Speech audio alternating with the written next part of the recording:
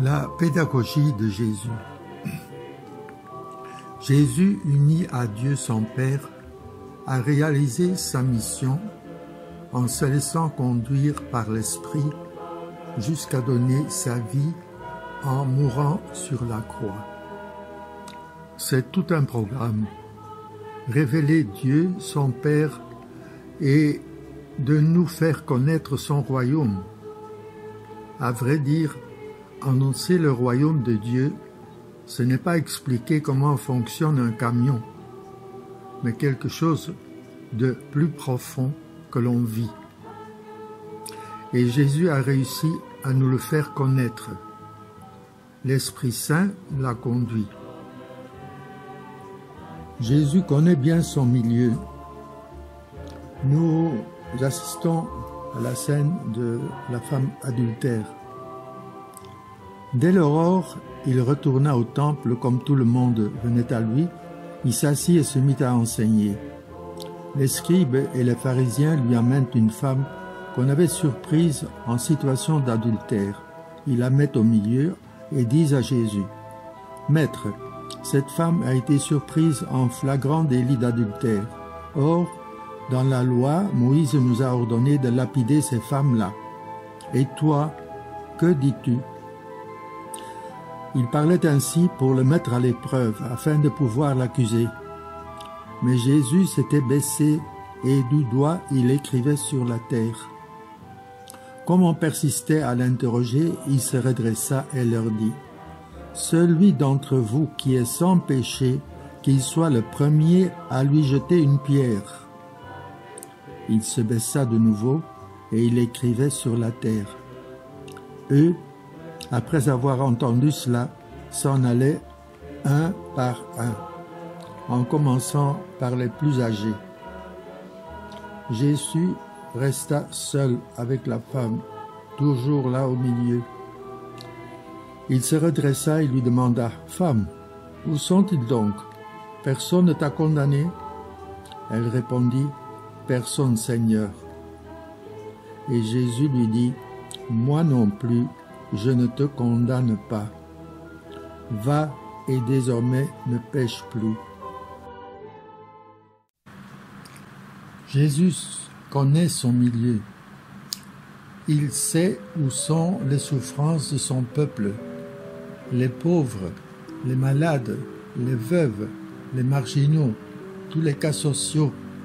Nous avons lu la fois passée comment il a donné des remarques aux pharisiens en les appelant hypocrites parce qu'ils imposent aux autres et ne font pas eux-mêmes. Jésus connaît les situations politiques et les devoirs des citoyens. Rappelons-nous la question: faut-il payer l'impôt? Et il demande de montrer la monnaie. Et puis il termine par « Rendez donc à César ce qui est à César et à Dieu ce qui est à Dieu ». Depuis qu'il est tout petit aussi, Jésus avait respiré les courants religieux. Il sait comment sont les maîtres de la loi, leur foi et croyance. Il est au courant des situations économiques de toutes les injustices qu'on commet.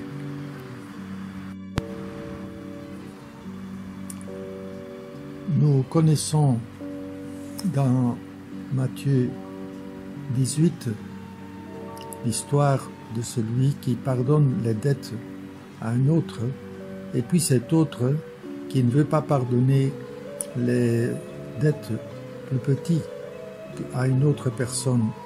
Dans sa colère, son maître le livra au bourreau jusqu'à ce qu'il lui rembourse tout ce qu'il devait. Et c'est ainsi que mon Père du ciel vous traitera, si chacun de vous ne pardonne pas à son frère du fond du cœur. Dans Luc, chapitre 12, versets 13 à 21, nous lisons: « Du milieu de la foule, quelqu'un demanda à Jésus: « Maître, dis à mon frère de partager avec moi notre héritage. » Jésus répondit: « Homme, qui donc m'a établi pour être votre juge ou l'arbitre de vos partages? puis s'adressant à tous, « Gardez-vous bien de toute avidité, car la vie de quelqu'un, même dans l'abondance, ne dépend pas de ce qu'il possède. » Et il leur dit cette parabole. Il y avait un homme riche dont le domaine avait bien rapporté. Il se demandait: que vais-je faire, car je n'ai pas de place pour mettre ma récolte. Puis il se dit: voici ce que je vais faire. Je vais démolir mes greniers, j'en construirai de plus grands, et j'y mettrai tout mon blé et tous mes biens. Alors je me dirai en moi-même: te voilà donc avec de nombreux biens à ta disposition pour de nombreuses années. Repose-toi, mange, bois, jouis de l'existence.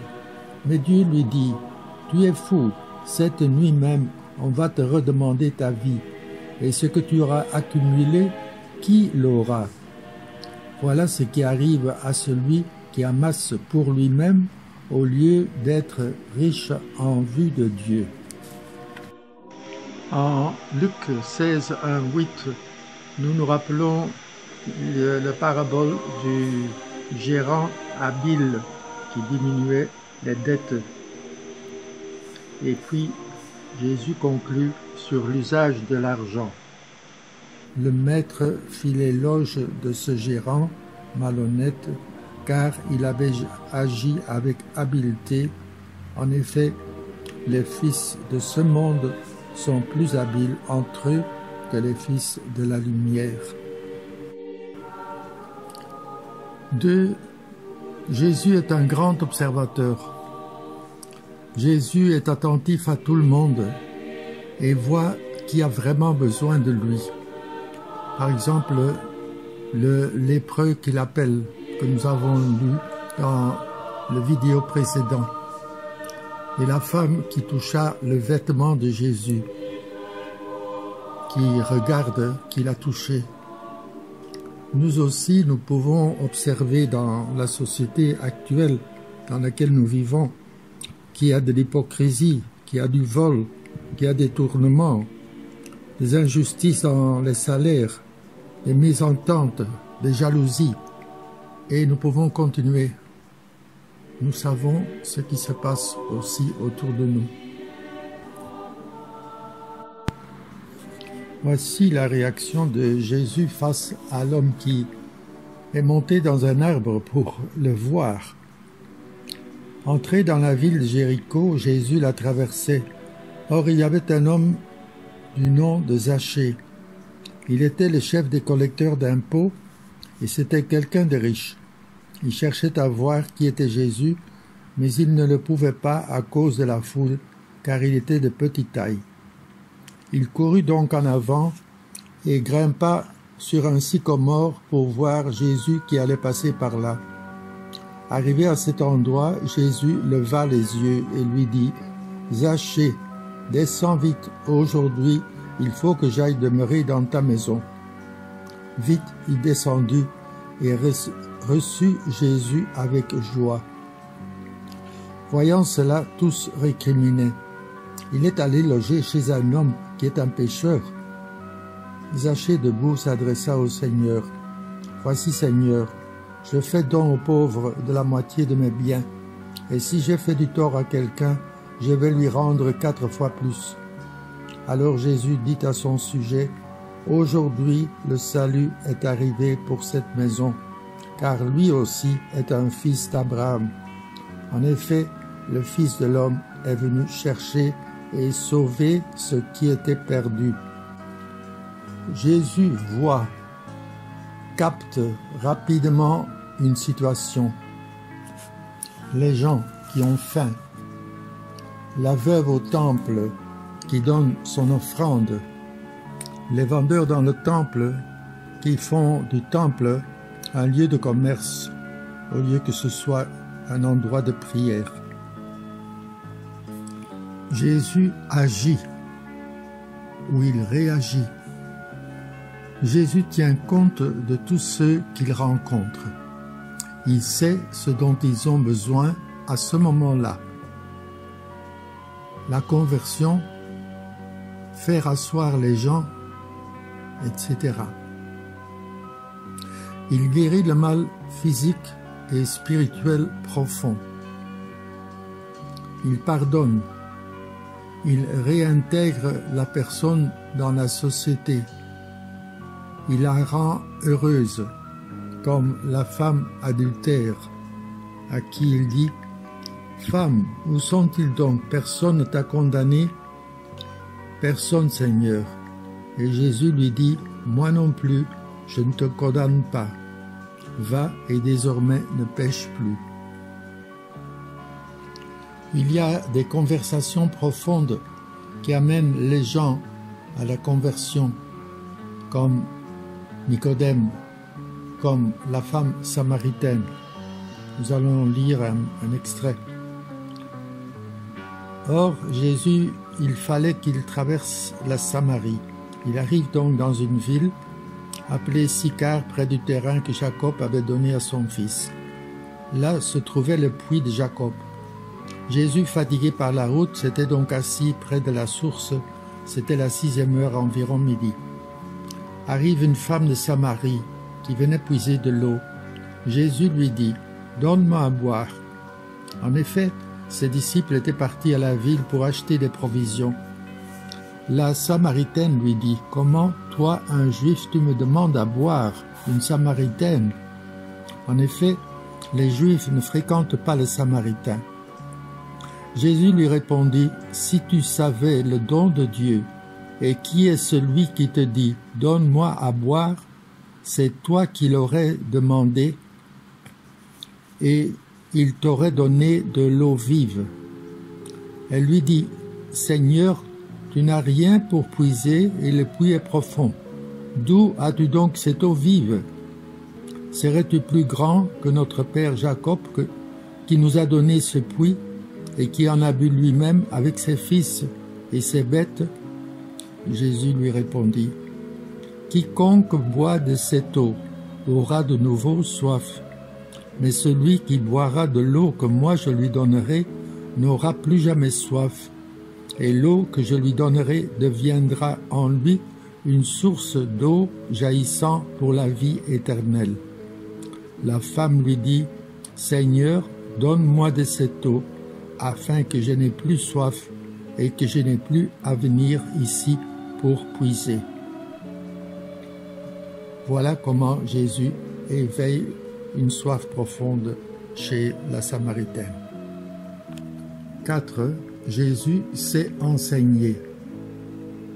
Par des paraboles, des images, vignes, arbres, maisons, perles, oiseaux, épis de blé, filets, images qu'il emprunte de la vie de son peuple et des situations que les gens connaissent très bien. Aussi des discours, des enseignements. Jésus ne parle pas comme les maîtres de la loi qui disent « Vous avez entendu ». Mais Jésus dit, ou il ajoute « Moi, je vous dis ». Jésus parle avec autorité. Il a des répliques. Il éclaircit toutes les situations et d'une façon très libre. Rendez à César ce qui est à César et à Dieu ce qui est à Dieu. Et le sabbat est fait pour l'homme et non l'homme pour le sabbat. 5. Jésus évalue.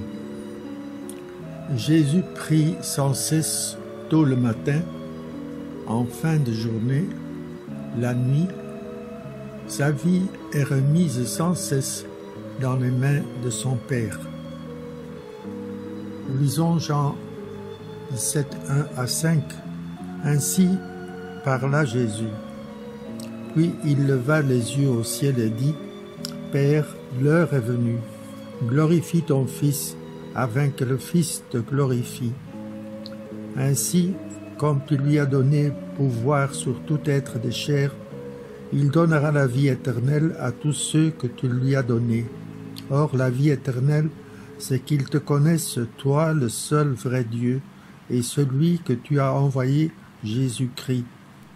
Moi, je t'ai glorifié sur la terre en accomplissant l'œuvre que tu m'avais donnée à faire. Et maintenant, glorifie-moi auprès de toi, Père, de la gloire que j'avais auprès de toi avant que le monde existe. Luc 10, 21 à 22. À l'heure même, Jésus exulta de joie sous l'action de l'Esprit Saint, et il dit : Père, Seigneur du ciel et de la terre, je proclame ta louange.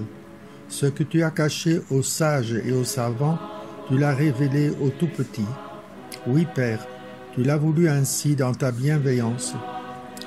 Tout m'a été remis par mon Père. Personne ne connaît qui est le Fils sinon le Père, et personne ne connaît qui est le Père sinon le Fils et celui à qui le Fils veut le révéler.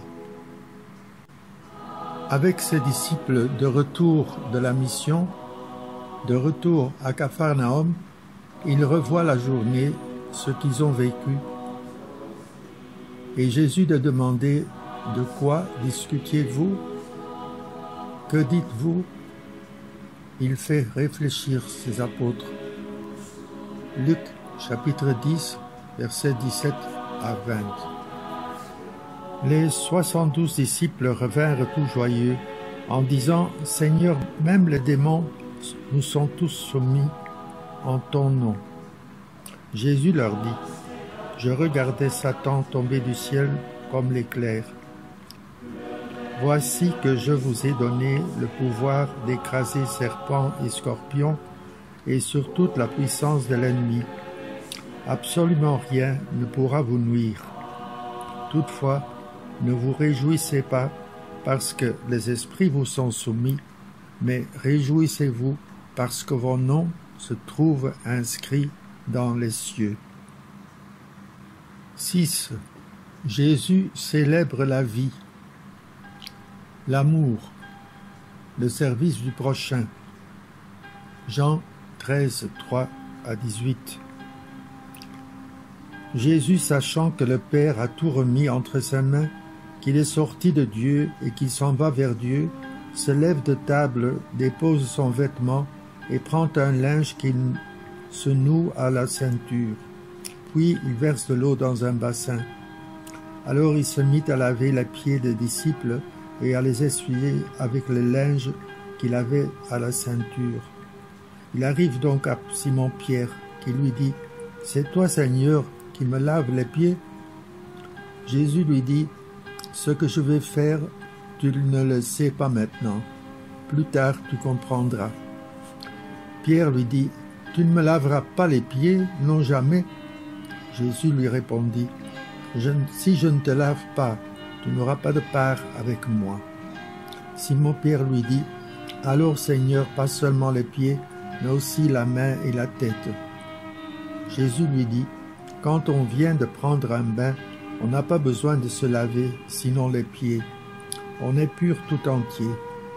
Vous-même, vous êtes purs, mais non pas tous. Il savait bien qui allait les livrer, et c'est pourquoi il disait : Vous n'êtes pas tous purs. Quand il leur eut lavé les pieds, il reprit son vêtement, se remit à table et leur dit : Comprenez-vous ce que je viens de faire pour vous ?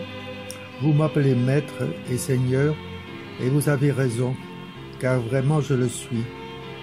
Si donc moi, le Seigneur et le Maître, je vous ai lavé les pieds, vous aussi, vous devez vous laver les pieds les uns aux autres. C'est un exemple que je vous ai donné, afin que vous fassiez, vous aussi, comme j'ai fait. Amen, amen, je vous le dis. Un serviteur n'est pas plus grand que son maître, ni un envoyé plus grand que celui qui l'envoie. Sachant cela, heureux êtes-vous si vous le faites. Ce n'est pas de vous tous que je parle. Moi, je sais quels sont ceux que j'ai choisis. Mais il faut que s'accomplisse l'Écriture. Celui qui mange le pain avec moi m'a frappé du talon. Jésus célèbre sa Pâque avec ses apôtres, sa Pâque avec eux, sa présence, sa vie, jusqu'à nous, avec nous, lors de son dernier repas. Luc 22, 14 à 20. Quand l'heure fut venue, Jésus prit place à table et les apôtres avec lui. Il leur dit: « J'ai désiré d'un grand désir manger cette Pâque avec vous avant de souffrir. Car je vous le déclare, jamais plus je ne la mangerai jusqu'à ce qu'elle soit pleinement accomplie dans le royaume de Dieu. » Alors, ayant reçu une coupe et rendu grâce, il dit: « Prenez ceci et partagez entre vous, car je vous le déclare, désormais, jamais plus je ne boirai du fruit de la vigne jusqu'à ce que le royaume de Dieu soit venu. » Puis, ayant pris du pain et rendu grâce, il le rompit et le leur donna en disant: « Ceci est mon corps, donné pour vous. Faites cela en mémoire de moi. » Et pour la coupe après le repas, il fit de même en disant: « Cette coupe est la nouvelle alliance en mon sang répandu pour vous. » Nous parcourons le contenu de chapitres 13 à 17. Il y a d'abord le lavement des pieds. Jésus lave les pieds des apôtres. Puis, il annonce la trahison de Judas. Après, il y a des discours où il leur donne le commandement nouveau. « Comme je vous ai aimé, vous aussi aimez-vous les uns les autres. » Et puis, après, le départ de Jésus, l'habitation divine, le défenseur. « En ce jour-là, vous reconnaîtrez que je suis en mon Père et que vous êtes en moi et moi en vous. » C'est ce qu'on appelle l'inhabitation. Puis Jésus parle de la vigne et des serments, c'est-à-dire que la vigne c'est le Christ, le serment c'est nous. Et là il y a le commandement: « Le voici, aimez-vous les uns les autres comme je vous ai aimé. » Ensuite, Jésus nous parle du monde. Si vous apparteniez au monde, le monde aimerait ce qui est à lui, mais vous n'appartenez pas au monde. Ensuite, il annonce la venue du défenseur. Quand il viendra, lui, l'Esprit de vérité, il vous conduira dans la vérité tout entière. Et son retour: « Encore un peu de temps, et vous ne me verrez plus. Encore un peu de temps, et vous me reverrez. Je suis sorti du Père, et je suis venu dans le monde. Maintenant je quitte le monde, et je pars vers le Père. » Et le chapitre 17, c'est la prière sacerdotale de Jésus. « Que tous soient un, comme toi, Père, tu es en moi, et moi en toi. Qu'ils soient un en nous, eux aussi, pour que le monde croie que tu m'as envoyé. » 7. Jésus est engagé jusqu'au bout. Jésus n'avait pas où reposer la tête. Jésus est un signe de contradiction pour ceux qui ne croient pas. D'une façon totale, jusqu'à donner sa vie, il a réalisé toute la mission que son Père lui avait donnée jusqu'à la croix. Quelles sont les qualités de Jésus en tant que Yahya? Nous allons compléter nos réflexions. Jésus est obéissant à Dieu, son Père. Il est toujours disponible. Il ne savait où reposer sa tête. Il est serviteur. Il lave les pieds de ses disciples. Il a toutes sortes de connaissances sur les habitudes des gens, la tradition de l'Ancien Testament, c'est-à-dire les coutumes.